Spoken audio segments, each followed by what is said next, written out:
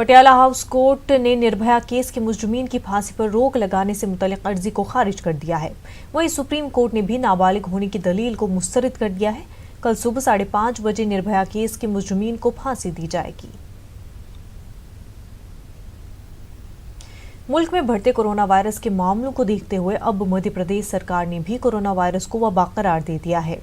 सरकार ने यह कदम Madhya Pradesh public health act के तहत उठाया है। रियासत में कोरोना वायरस के फैलाव पर रोक लगाने के लिए इंतजामिया ने यह बड़ा फैसला लिया है और अवाम से एहतियात बरतने की अपील की है। इससे पहले मुल्क की कई रियासतों ने कोरोना के कहर को देखते हुए उसे वबा करार दे दिया है। कोरोना वायरस के बढ़ते मामलों के सबब लोगों में खौफ और बेचैनी पाई जाती है। मुल्क में रियासत महाराष्ट्र से कोरोना वायरस के सबसे ज्यादा मामले रोशनी में आए हैं। रियासती हुकूमत तमाम तर एहतियाती तदाबीर कर रही है। इस बीच वज़ीर आला उद्धव ठाकरे ने मीडिया से खिताब करते हुए कहा कि कोरोना वायरस से लड़ाई जारी है, हुकूमत तमाम तर एहतियाती तदाबीरें कर रही है। उद्धव ठाकरे ने कहा कि हालात नाजुक नहीं है, लेकिन तशवीश की बात जरूर है। उन्होंने यकीन दहानी कराई कि हुकूमत तमाम वसाइल को बरोएकार लाकर कोरोना के खिलाफ लड़ाई जीतेगी। उन्होंने मजीद कहा कि सिंगापुर में फंसे तलबा को वतन वापस लाने के लिए कोशिशें की जा रही है। वज़ीर आज़म नरेंद्र मोदी, वज़ीर आला उद्धव ठाकरे और वज़ीर सेहत राजेश टिप्पू के साथ वीडियो कॉन्फ्रेंसिंग के जरिए बातचीत करेंगे और रियासत में कोरोना वायरस की सूरत हाल पर बातचीत करेंगे। ज्यांच्या ओळखीमध्ये संपर्कामध्ये ही सर्व लोक आहेत त्यांना तुम्ही फोन करून सांगा की बाबा आपण जरूर या, पण हे एक परदेशी संकट आहे, आपल्या देशात निर्माण झालेले संकट नाहीये, हे परदेशी संकट आहे। आपण तिथून इथे आल्यानंतर आपण तर सुरक्षित राहाच, पण आपलं घर सुद्धा सुरक्षित ठेवा। मी सर्व धर्मियांना एक विनंती करतोय, कारण हे संकट जातपात धर्म ओळखत नाही। संकट हे संकट असतं, आपत्ती आपत्ती असते, तसं हे संकट आहे, ही आपत्ती आहे, हे युद्ध आहे। सर्वांनी एकजुटीने जर त्याचा मुकाबला केला तर मला खात्री आहे आपल्याकडे या संकटाचं काही सुद्धा किंबहुना हे संकट काही सुद्धा आपलं वेडवाकडं करू शकणार नाही। मुंबई और मज़ाफ़ात में दफ्तरों में कामकाज करने वालों को अब घर का बना खाना नहीं मिल सकेगा। कोरोना वायरस के पेश नज़र डब्बे वालों ने खिदमात मुअत्तल करने का फैसला किया है। डब्बे वालों की मीटिंग में ये फैसला लिया गया है। मुंबई में 5000 डब्बे वाले हैं जो तकरीबन 2 लाख लोगों तक खाने के डब्बे पहुंचाते हैं। 31 मार्च तक खिदमात मुअत्तल करने का फैसला किया है। कोरोना आजार पसरू नये म्हणून प्रत्येक भारतीयाने दक्षता घेतलेली आहे। तीच दक्षता मुंबईच्या डबेवाल्यांनी घेतलेली आहे आणि काम करते वेळी मुंबईचा डबेवाला तोंडाला मास्क लावून काम करत आहे। आम्ही मुंबईचे डबेवाले भारतीयांना अपील करतो की कोरोना आजार पसरू नये यासाठी जी दक्षता घ्यावी लागते ती दक्षता आपणही घ्या।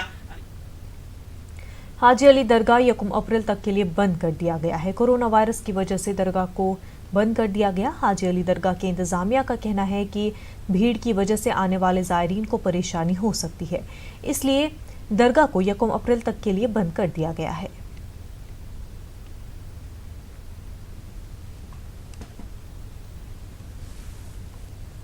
गुज़िश्ता शब श्रीनगर में कोरोना वायरस के एक मामले की तस्दीक होने के बाद आज इंतजामिया ने श्रीनगर के कई इलाकों में पब्लिक ट्रांसपोर्ट और अवामी इज्तिमात पर पाबंदी आयद कर दी। कोरोना वायरस से निपटने के लिए इंतजामिया ने यूनिवर्सिटियों और Jammu Kashmir board of school education के तमाम इम्तहानात मुअत्तल कर दिए हैं। पुलिस ने आज कई जगहों पर रुकावटें खड़ी कर दी थी। लोगों को एक जगह जमा न होने की सलाह दी जा रही थी। लाल चौक में टैक्सी स्टैंड को बंद किया गया है। बेशतर तिजारती मराकिज बंद रहे। लोगों ने भी अपने घरों में रहने को ही तरजीह दी।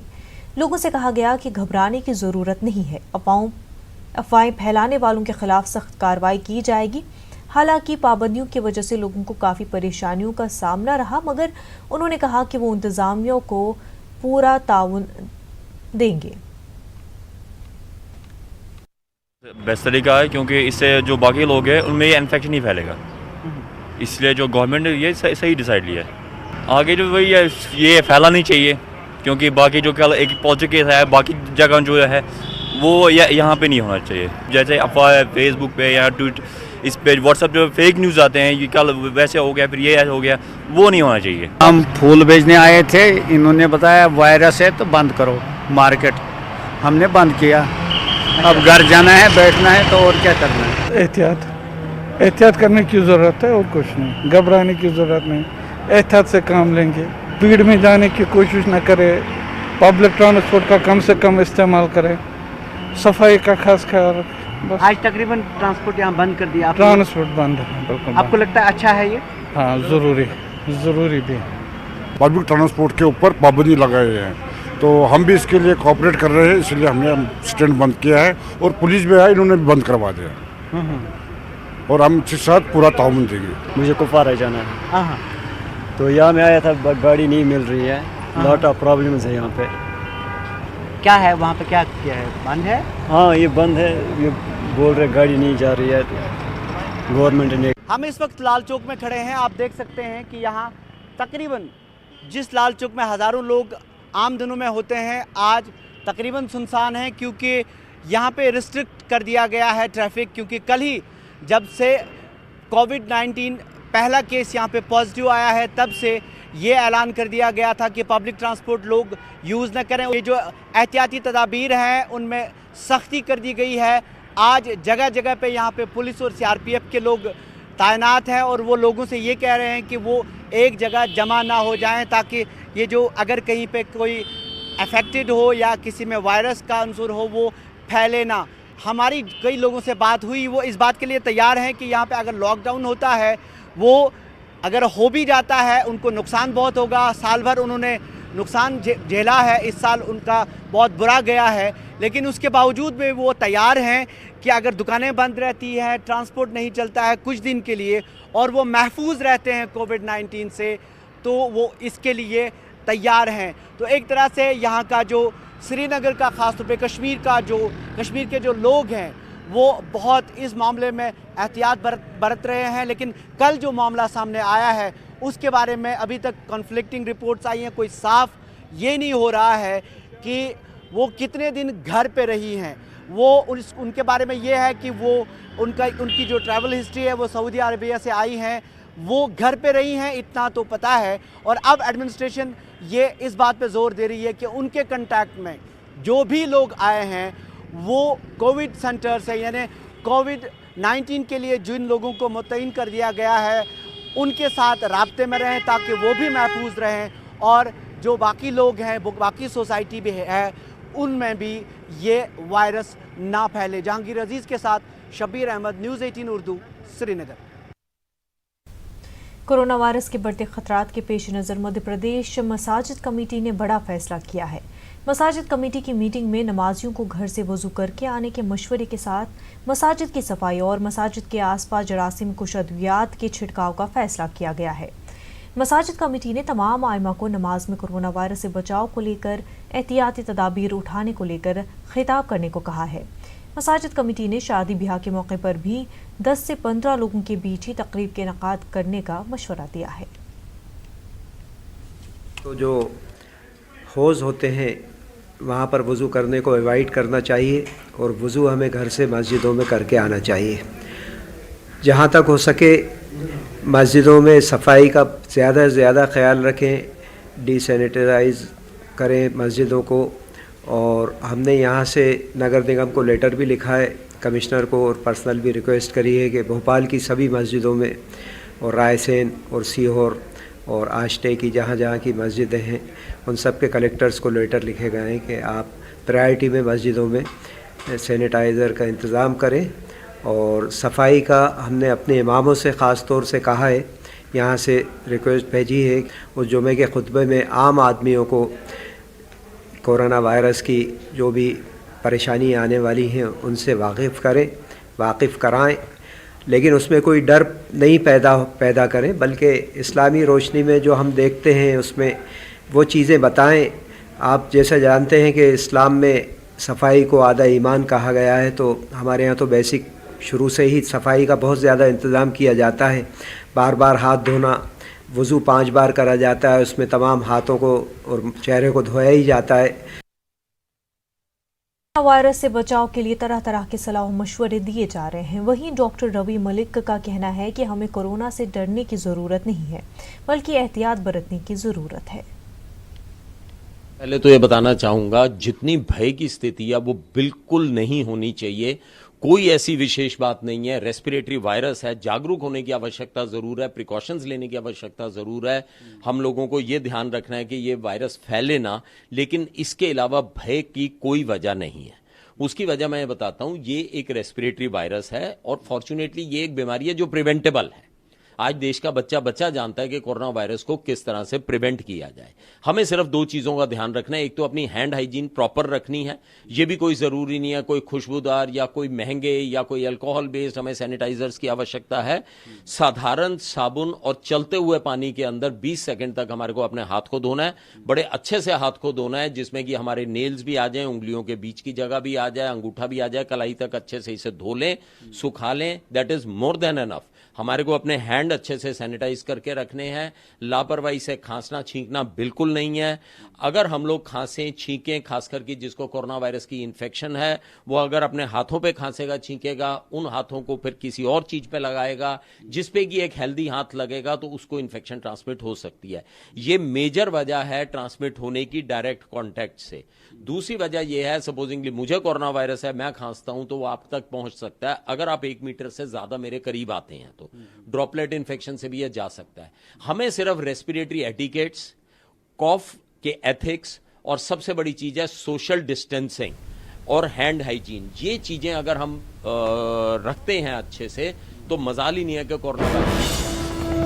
आज इस वक्त की काफी अहम खबर, BJP general secretary Kailash Vijayvargiya का बड़ा बयान। कमलनाथ सरकार के पिछले 6 माह के अहकाम का जायजा लेगी नई सरकार। कमलनाथ सरकार में बदनवानी के मामलों की जांच होगी। जाते जाते कमलनाथ सरकार पैसा बटोरने में लगी है। मध्य प्रदेश में सियासी नाटक के लिए दिग्विजय सिंह जिम्मेदार है। काफी अहम खबर इस वक्त की, BJP general secretary Kailash Vijayvargiya ने काफी बड़ा बयान दिया है। कमलनाथ सरकार के पिछले 6 माह के अहकाम का जायजा नई सरकार लेगी, ऐसा विजयवर्गीय का कहना है। कमलनाथ सरकार में बदनवानी के मामलों की जांच होगी। उन्होंने साथ ही ये कहा कि जाते जाते कमलनाथ सरकार पैसा बटोरने में लगी हुई है। साथ ही जनरल सेक्रेटरी बीजेपी के कैलाश विजयवर्गीय ने मध्य प्रदेश में सियासी नाटक के लिए दिग्विजय सिंह को जिम्मेदार ठहराया है।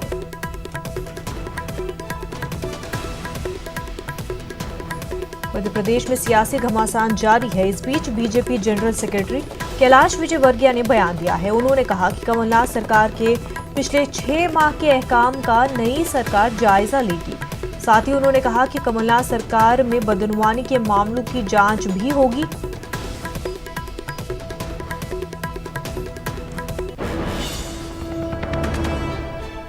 आगे बढ़ते हैं। दिल्ली में हुकूमत ने एक अहम कदम उठाते हुए बसों, ऑटो और दीगर पब्लिक ट्रांसपोर्ट में भी सैनिटाइजेशन का काम शुरू कर दिया है। सुबह और शाम ऑटो और बसों को सैनिटाइज किया जा रहा है। से लड़ने के लिए सरकार तमाम कदम उठा रही है। लगातार कोरोना वायरस के जो पॉजिटिव केस हैं वो पाए जा रहे हैं। इस वक्त हम राजघाट डिपो पर पहुंचे हैं, जहां पर दिल्ली सरकार ने एक मुहिम शुरू की है। तमाम टैक्सी, ऑटो को सैनिटाइज करवाया जा रहा है और आप देख सकते हैं कि लंबी लाइन यहां पर ऑटो चालकों की लगी हुई है। वो अपनी गाड़ियों को सैनिटाइज करवाने के लिए यहाँ पर पहुँच रहे हैं, क्योंकि जिस तरीके से पब्लिक ट्रांसपोर्ट का इस्तेमाल किया जाता है तो ऐसे में उनको सैनिटाइज करके डिसइंफेक्ट करने का काम यहाँ पर किया जा रहा है। और अगर आप देखेंगे तो यहाँ पर जो ऑटो चालक है वो अपना रजिस्ट्रेशन करवा रहे हैं और आप देखेंगे 2 लोग बैठे भी हुए हैं और उनका जो गाड़ियों का नंबर है, ऑटो चालकों की गाड़ी का नंबर है, उसको रजिस्टर किया जा रहा है। बाकायदा पर्ची बनाई जा रही है यहाँ पर, उसके बाद सैनिटाइज करने का काम किया जा रहा है। भैया आप भी करवाने आए अपनी गाड़ी को सैनिटाइज? मोबाइल में। भैया कितना टाइम हो गया? हमको सर 6:30 बजे के नंबर में आए हुए हैं। अच्छा, अभी तक आ गया। तो 6:30 बजे से है, नंबर लगाया हुआ है और मैंने जैसा बताया आपको कि राजघाट डिपो पर काम चल रहा है। डीटीसी की बस को सैनिटाइज किया जा रहा है। दिल्ली सरकार ने ये शुरू किया है। ऑटो, टैक्सी को सैनिटाइज किया जा रहा है, क्योंकि लगातार कोरोना वायरस के संक्रमण की जो संख्या है वो बढ़ती जा रही है। डीटीसी की बस में अगर आप देखेंगे तो यहाँ पर बसों को सैनिटाइज किया जा रहा है। आप देख रहे हैं कि एक टैंक है और टैंक में सैनिटाइज़र भरा हुआ है और उस सैनिटाइज़र को यहाँ पर छिड़काव के जरिए यहाँ पर आप देख सकते हैं कि पूरी तरीके से अंदर से किया जा रहा है। जितने भी पिलर्स हैं, सीट्स हैं, तो जो संक्रमण है उसको मारने के लिए सैनिटाइजेशन का काम शुरू किया गया है। और जितने भी डिपो हैं उन सभी डिपो में करीबन 34 से 35 डिपो हैं, उनमें 2 शिफ्ट में ये काम किया जाता है, सुबह 10 बजे से 12 बजे तक और शाम को 4:30 से 6:30 बजे तक और जिस तरीके से ये दिल्ली सरकार ने शुरू किया है, ऐसे में संक्रमण को रोकने के लिए, दिल्ली वासियों को सेफ रखने के लिए एक अच्छी चीज़ की शुरुआत की गई है। तो अब ये देखने वाली चीज़ होगी कि गाड़ी सैनिटाइज करने से और दिल्ली सरकार और स्वास्थ्य मंत्रालय की तरफ से तमाम उठाए गए कदम कितने कारगर साबित होते हैं। कैमरा पर्सन गौरव के साथ रचना, न्यूज़ 18 दिल्ली। बेंगलुरु की चार मीनार मस्जिद ने खिदमत खल्क की खूबसूरत मिसाल कायम की है। मस्जिद की तरफ से गरीब मरीजों को माली मदद फराहम करने की खिदमत को आज 5 साल मुकम्मल हो गए हैं। इस मौके पर मस्जिद के अहाते में एक प्रोग्राम मुनक्किद किया गया जिसमें हिंदू, सिख और ईसाई मजहब के रहनुमाओं ने शिरकत की। इस खुसूसी मौके पर 200 से ज़ायद मरीजों को माली मदद के चेक तकसीम किए गए। इंसानियत की इस अजीम खिदमत की चार जानिब सताइश की जा रही है। डायलिसिस का जो काम चल रहा है ये 5 साल मुकम्मल हो गए। पहले हम लोगों ने 50 मरीज़ों से शुरू किया था। अल्हम्दुलिल्लाह अल्लाह के फضل व एहसान से और लोगों के ताउन से ये सिलसिला बढ़ता गया। फ़िलहाल 215 मरीज़ों को हर महीने डायलिसिस दिया जाता है। Muslim brethren have, without any distinction of class or creed, they have invited all to help the sick people. God bless them for their very good service. एक समुदाय की तरफ से अस्सलाम वालेकुम, और मैं चार मीनार मस्जिद की जो कमेटी है उसको बहुत मुबारकबाद देना चाहता हूँ। फूलों की नगरी बेंगलोर शहर चार मीनार मस्जिद के कमेटी वालों ने आज बेंगलोर शहर में सारे मुसलमानों का नाम बहुत ऊंचा कर दिया है। ये एक छोटी बात नहीं है कि एक गरीब आदमी को डायलिसिस कराना एक नई ज़िंदगी देना है। It is a very good message to the other people also.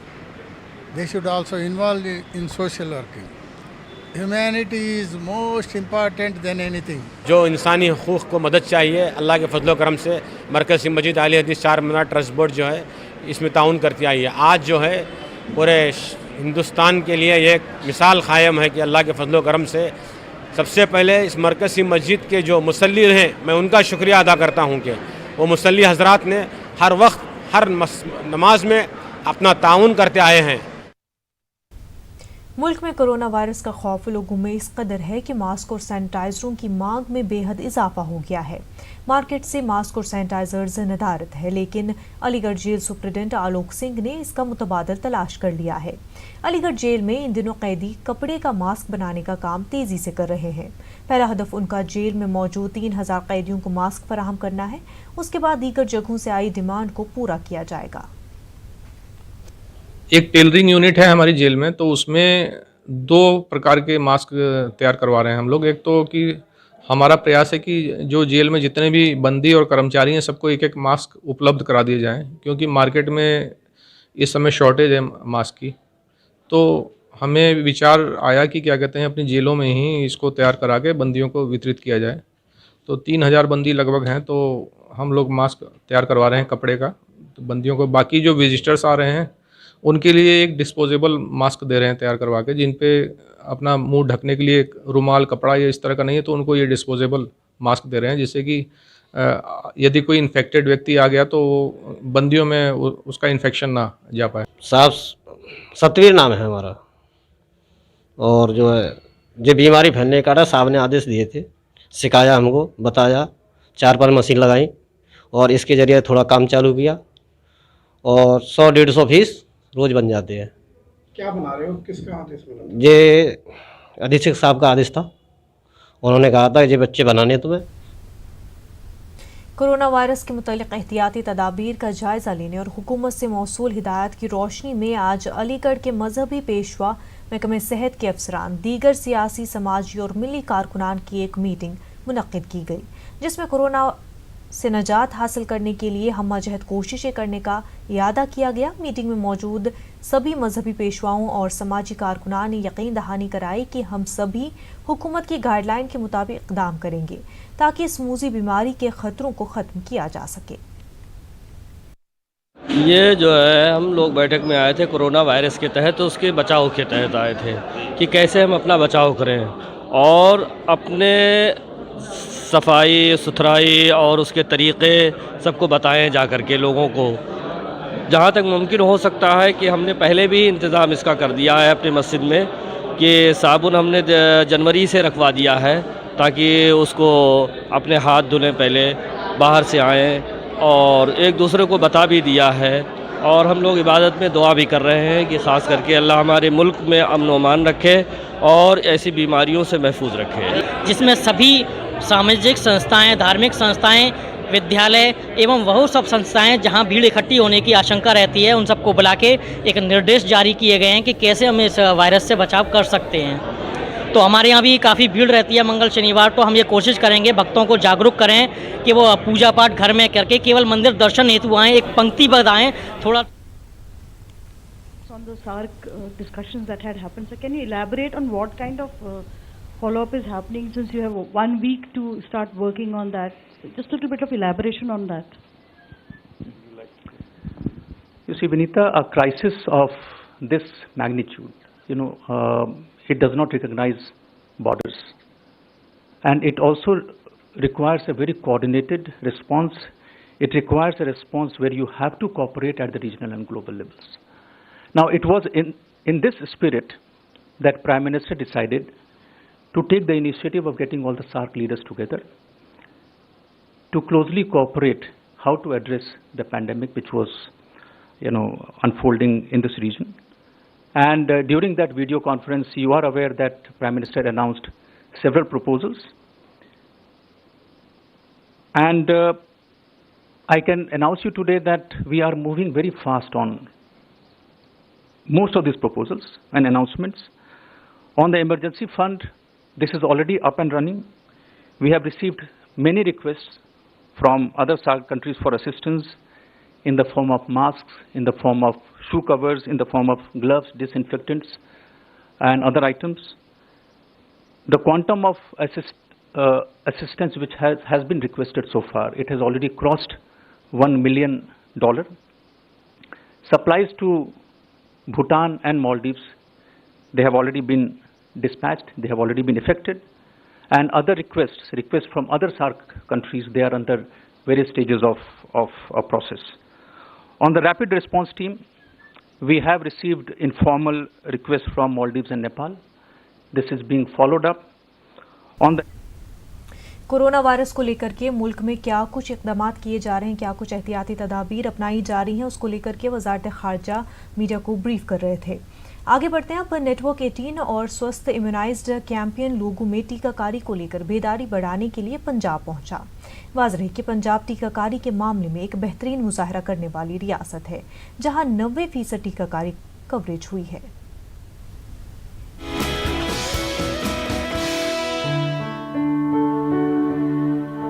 Amritsar, Punjab की राजनीतिक और सांस्कृतिक राजधानी। टीकाकरण के मामले में देश का सबसे कामयाब प्रदेश। क्या आप जानते हैं कि भारत और पाकिस्तान की सरहद पर भी टीकाकरण होता है? हम इस वक्त है अटारी के चेक पोस्ट पे। आइए अंदर जाते हैं और जानकारी लेते हैं। इस वक्त हिंदुस्तान और पाकिस्तान के बीच आवाजाही का यही एक रास्ता है। यहाँ पर सिर्फ बच्चों का टीकाकरण नहीं करवाया जाता, बल्कि सभी पाकिस्तानियों को पोलियो ड्रॉप्स भी दी जाती हैं। सर, हम इधर पोलियो ड्रॉप्स पिलाते हैं जो हमारे पाकिस्तानी पैसेंजर नागरिक आते हैं उनको, और ये हमें इसलिए पिलाते हैं कि हमारे पाकिस्तान में अभी वायरस है और हमारा इंडिया जो है 2014 से पोलियो फ्री है। तभी अचानक प्रतीक्षालय पाकिस्तानियों से भर जाता है। यहाँ पर सबका टीकाकरण किया जाता है और तभी हमें मालूम हुआ कि ये पाकिस्तानी हिंदू हैं और भारत तीर्थ यात्रा के लिए आए हैं। अब यहाँ भी इंडिया आ रहे हैं, भारत आ रहे हैं। यहाँ अब क्या करने आ रहे हैं? हम इधर तीर्थ वास्ते आते हैं। किरण नाम है मेरा, कराची से आए हैं। कराची से? जी अच्छा। जी। तो वहाँ क्या पोलियो के ड्रॉप्स देते हैं बच्चों को? जी जी जी। पोलियो भी अभी है? जी जी। बीमारी है? जी। अच्छा।